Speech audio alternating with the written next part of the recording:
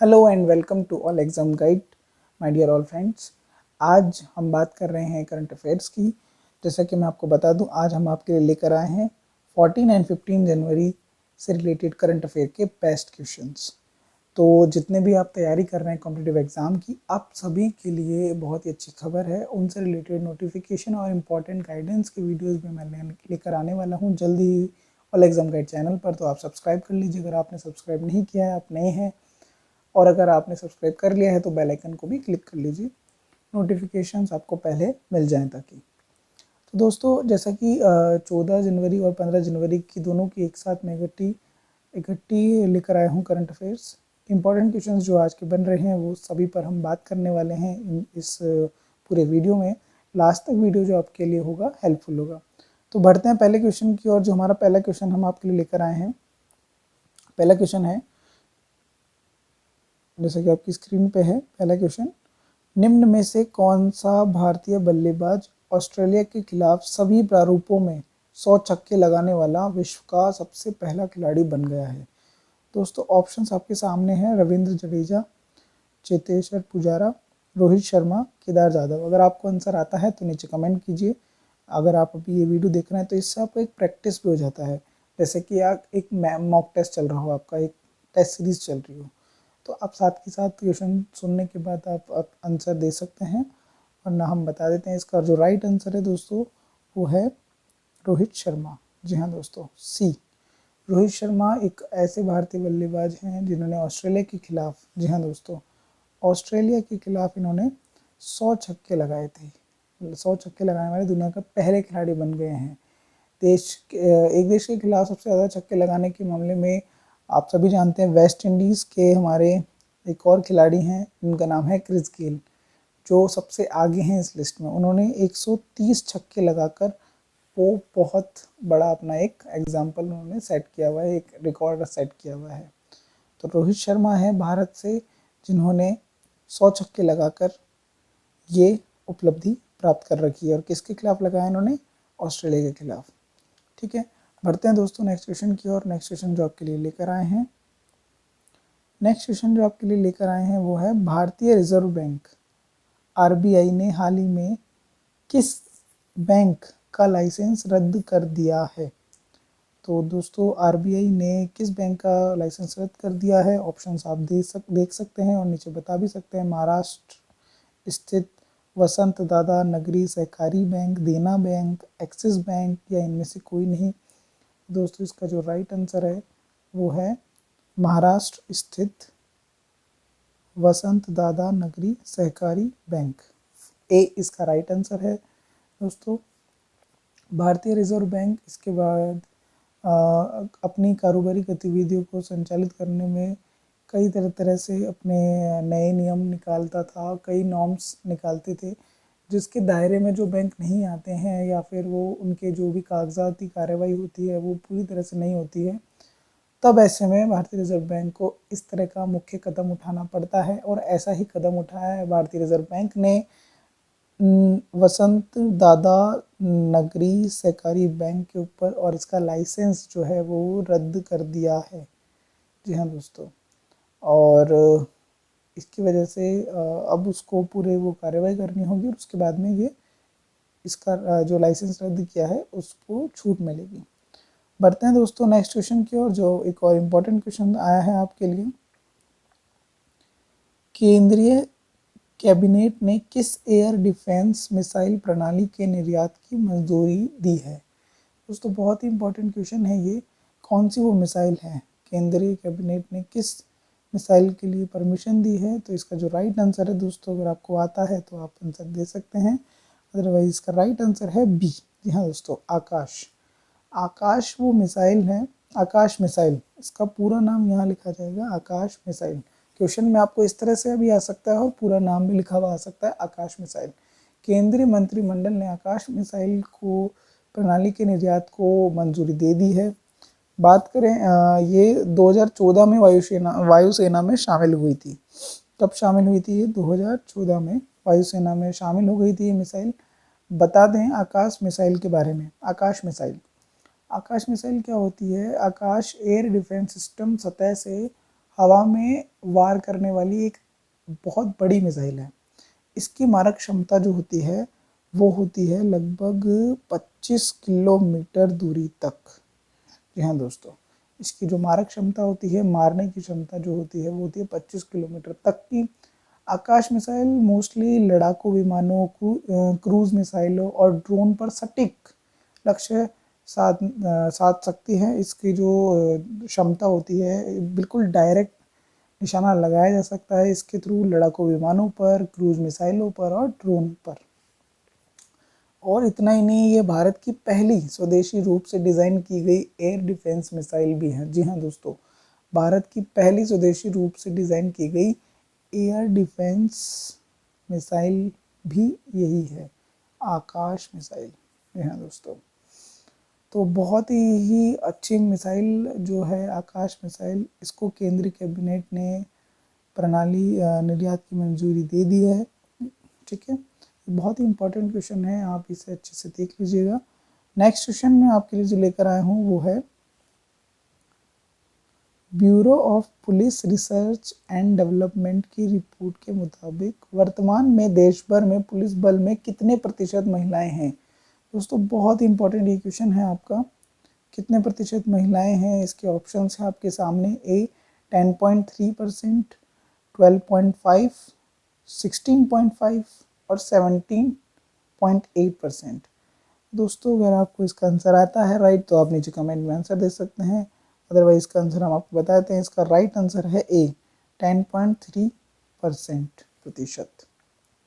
जी हाँ दोस्तों, bureau of police research and development की रिपोर्ट के अनुसार देश भर में पुलिस फोर्स की कुल तादाद जो है वो है करीब 20,91,488। जी हाँ दोस्तों, जिसमें जो महिलाएं हैं वो हैं 2,15,504। दैट्स इट, यानी कुल पुलिस बल में 10% महिलाएं हैं।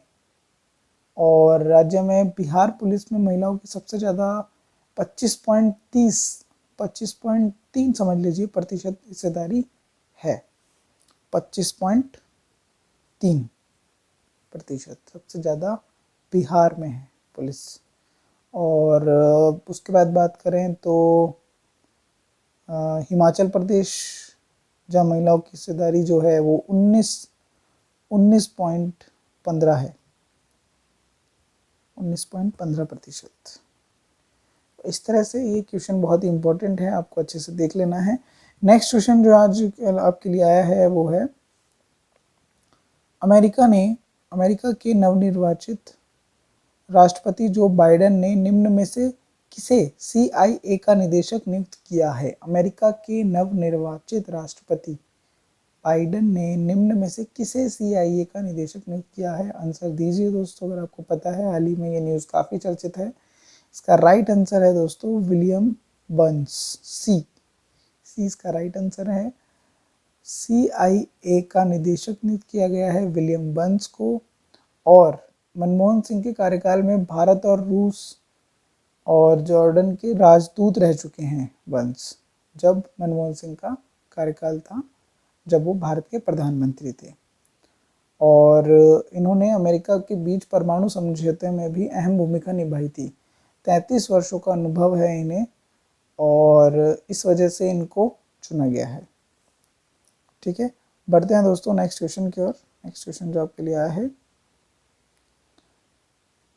ये रहा आपके सामने, किस देश की सरकार ने हाल ही में कोविड-19 से मुकाबला करने के लिए भारत को 2,113 करोड़ रुपए की ऋण सहायता प्रदान करने की घोषणा की है। देखिए दोस्तों, क्वेश्चन बहुत ही इंपॉर्टेंट है, किस देश की सरकार ने हाल ही में कोविड-19 से मुकाबला करने के लिए भारत को कितने करोड़ रुपए की राशि देने की सहायता की घोषणा की है।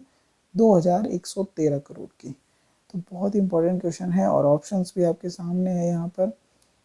पहला है जापान, नेपाल, चीन, पाकिस्तान। तो दोस्तों आप इजीली इसको देखो, अब पाकिस्तान तो है नहीं जो कि इस तरह की मदद करेगा, चीन ऐसा है नहीं, चीन के साथ भी कुछ ना कुछ भारत की अभी नोकझोंक चल रही है, क्योंकि चीन की वजह से बहुत सी परेशानियां हुई हैं।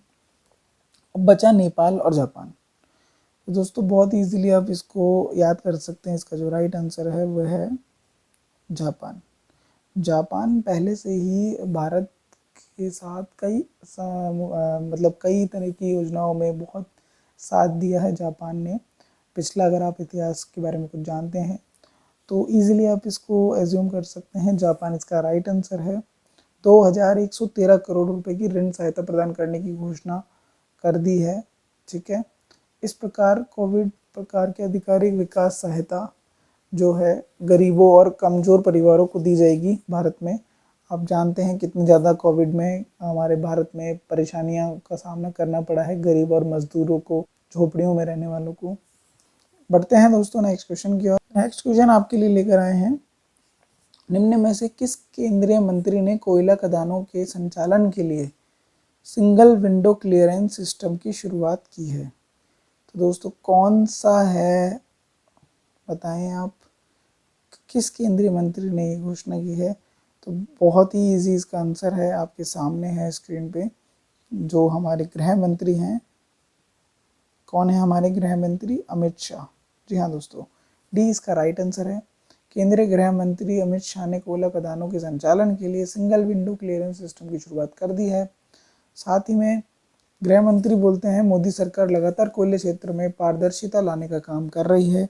केंद्रीय गृह मंत्री का ये भी एक कहना है कि क्षेत्र में सिर्फ बड़े ही नहीं बल्कि छोटे हिस्सेदार का भी सम्मान किया जा रहा है। पीएम मोदी का लक्ष्य है आत्मनिर्भर भारत का। जैसे कि आप सभी जानते हैं, आत्मनिर्भर भारत का मोदी जी का जो सपना है उसी को देखते हुए ये कदम उठाया गया है। तो बहुत ही अच्छा क्वेश्चन है, ये क्वेश्चन आ सकता है, बहुत ही इंपॉर्टेंट ये क्वेश्चन है। बढ़ते हैं नेक्स्ट क्वेश्चन की ओर। नेक्स्ट क्वेश्चन आपके लिए जो आया है वह है, केंद्रीय वित्त मंत्रालय द्वारा निर्धारित शहरी स्थानीय निकायों में सुधारों को लागू करने के मामले में आंध्र प्रदेश और मध्य प्रदेश के बाद कौन सा राज्य तीसरा राज्य बन गया है? दोस्तों क्वेश्चन बहुत ही इंपॉर्टेंट है, आप अच्छे से एक बार रीड कीजिए इसको। केंद्रीय वित्त मंत्रालय द्वारा निर्धारित शहरी स्थानीय निकायों में सुधारों को लागू करने के मामले में आंध्र प्रदेश और मध्य प्रदेश के बाद कौन सा राज्य तीसरा राज्य बन गया है? ऑप्शंस आपके सामने हैं, बिहार, पंजाब, तेलंगाना या उत्तर प्रदेश। इसका जो राइट आंसर है दोस्तों वो है तेलंगाना, सी तेलंगाना। जी हाँ दोस्तों, बात करें अगर तेलंगाना वित्त मंत्रालय द्वारा निर्धारित शहरी लागू करने के मामले में आंध्र प्रदेश और मध्य प्रदेश के बाद तेलंगाना है जो कि तीसरा राज्य बन गया है। ठीक है, इस सुधार को लागू करने के बाद मंत्रालय ने राज्य को 2508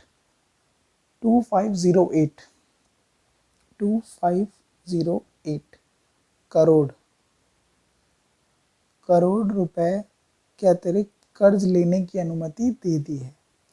और मंत्रालय के बयान के अनुसार शहरी स्थानीय निकाय सुधारों को पूरा होने से 3 राज्यों को कुल कितने रुपए मिल जाएंगे की मंजूरी मिल जाएगी?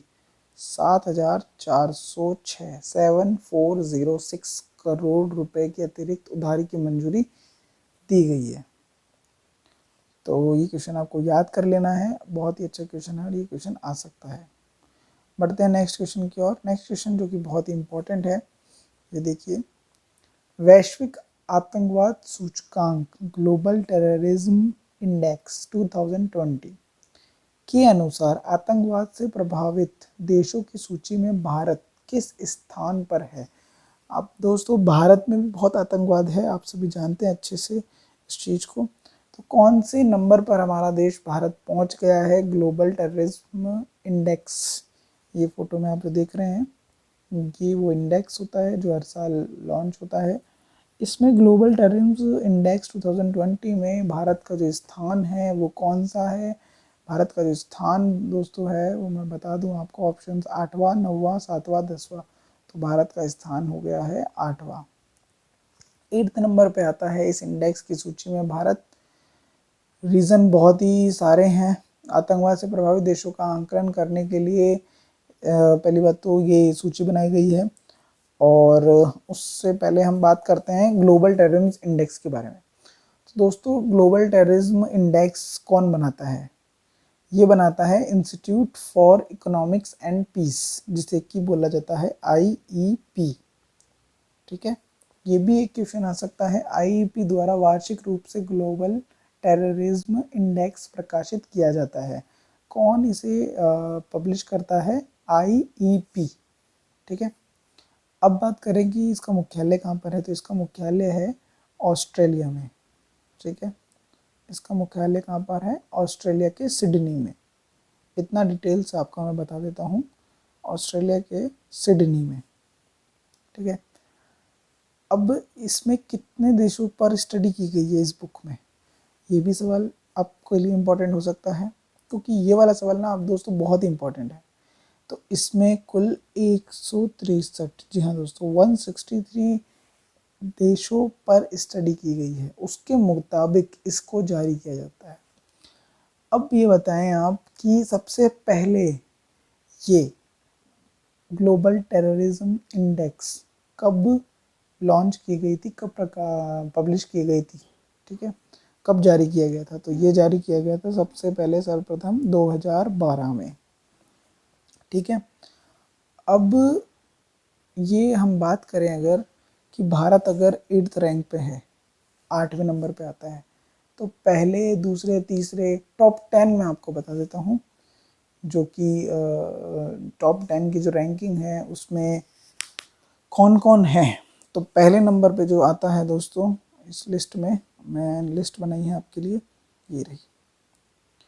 फर्स्ट नंबर पे यहाँ पे आपके सामने है कंट्री, वो है,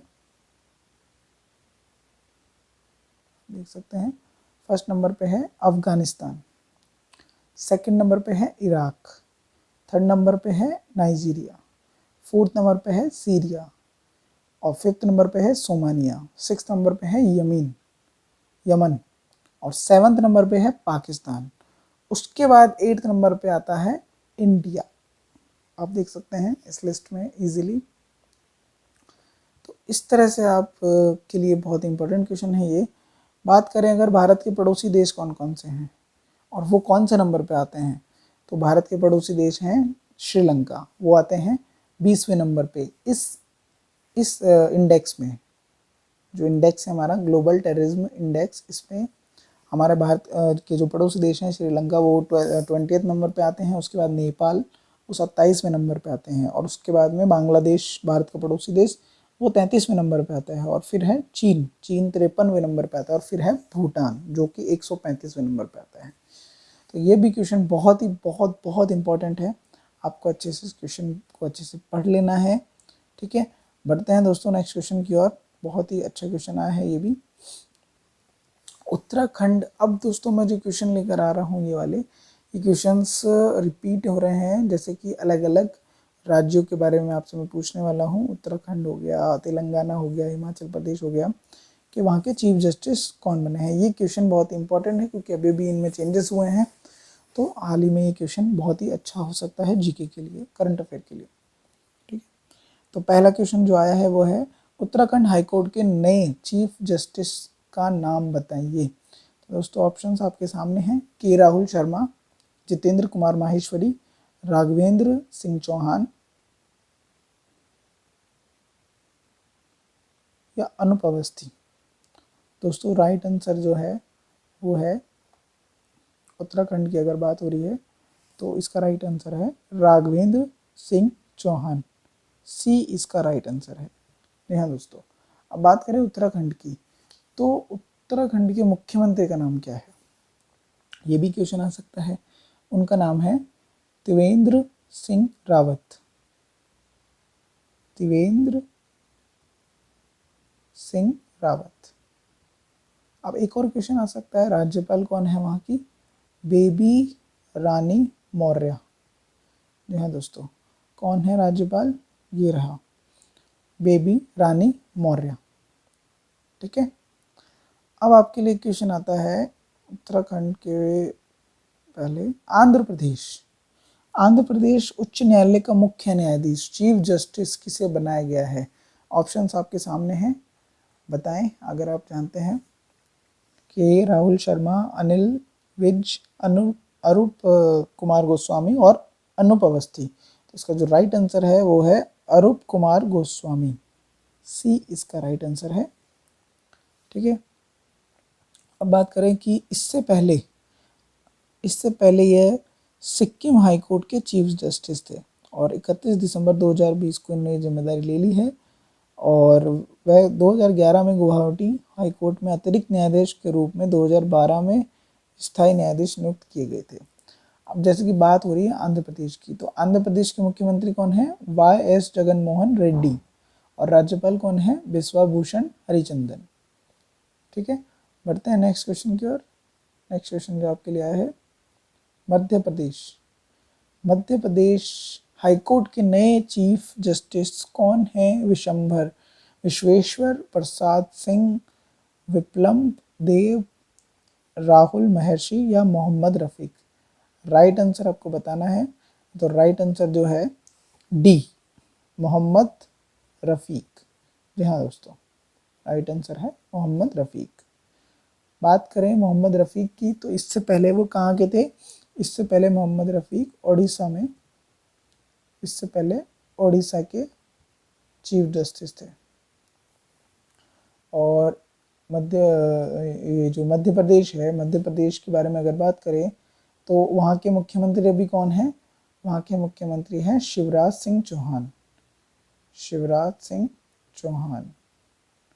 और वहाँ के राज्यपाल आनंदीबेन पटेल।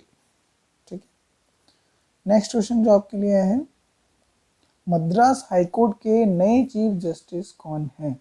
संजीव बनर्जी, विप्लव देव, राहुल महर्षि या विश्वेश्वर प्रसाद सिंह। बताएं दोस्तों, इसका राइट आंसर जो है वो है ए, संजीव बनर्जी। जी हाँ दोस्तों, इससे पहले ये संजीव बनर्जी कलकत्ता हाईकोर्ट के जज थे और अब ये मद्रास हाईकोर्ट के नए चीफ जस्टिस हैं। बात करें अगर मुख्यमंत्री कौन है यहाँ का? मुख्यमंत्री हैं के पलानी स्वामी और राज्यपाल है बनवारी लाल पुरोहित। बढ़ते हैं नेक्स्ट क्वेश्चन की ओर, बहुत ही इंपॉर्टेंट क्वेश्चन। ओडिशा की अगर बात हुई थी तो ठीक है, ओडिशा से भी रिलेटेड क्वेश्चन आपके लिए है। ओडिशा हाईकोर्ट के नए चीफ जस्टिस कौन है दोस्तों? बताएं आप, अगर आप आंसर जानते हैं मैं बता देता हूँ। आंसर है डॉक्टर एस मुरलीधर, सी इसका राइट आंसर है। और इससे पहले ये हरियाणा हाईकोर्ट के जज थे, पंजाब और हरियाणा के हाईकोर्ट के जज थे और हरियाणा के। और मुख्यमंत्री कौन है यहाँ के? नवीन पटनायक और राज्यपाल गणेशी लाल। ठीक है, अब आपके लिए एक और क्वेश्चन, जो लास्ट क्वेश्चन है आपका, तेलंगाना हाईकोर्ट के नए चीफ जस्टिस कौन हैं? ऑप्शंस आपके सामने हैं, हेमा कोहली, विनोद कुमार यादव, के राहुल शर्मा या विजय मुखर्जी। इसका राइट आंसर है दोस्तों हेमा कोहली। जी हाँ दोस्तों, हेमा कोहली इससे पहले दिल्ली हाईकोर्ट की जज थी, हैं। ठीक है, और यहाँ के मुख्यमंत्री कौन है दोस्तों? के चंद्रशेखर राव, राज्यपाल तमिलसाई सुंदर राजन। अब दोस्तों बात करते हैं जो हमने आपसे क्वेश्चन किया था, क्वेश्चन ऑफ द डे जो हमारा 8 था। किस देश की सेना ने स्वदेशी रूप से विकसित guided multi launch rocket system फतेह-1 का सफल उड़ान परीक्षण किया था? क्वेश्चन ऑफ द डे आपसे पूछा था, उसका राइट आंसर आप सभी ने दिया है, जो कि सही है। राइट आंसर है इसका बी, पाकिस्तान। जी हाँ दोस्तों, पाकिस्तान ने ही इस सफल उड़ान परीक्षण का पूरा किया है। इसका नाम था guided multi launch rocket system फतेह-1। ये आपका राइट आंसर है। अब बढ़ते हैं नेक्स्ट क्वेश्चन जो आपके लिए आया है, question of the day #9। Jammu Kashmir high court के नए चीफ जस्टिस कौन है? इसका आपको आंसर देना है। ये जो राइट आंसर इसका होगा वो आपको बताना है कमेंट करके। ऑप्शंस आपके सामने हैं, आशीष खेतान, पंकज मित्तल, विनोद कुमार यादव या विजय मुखर्जी। ऑप्शंस आप हमें कमेंट करके बताएं और अगर वीडियो आपको पसंद आया है तो लाइक ज़रूर कीजिएगा और अपने दोस्तों से शेयर कीजिएगा। फिर मिलेंगे नेक्स्ट करंट अफेयर में, तब तक के लिए आप पढ़ाई कीजिए और स्वस्थ रहिए। Wish you very all the best. जय हिंद।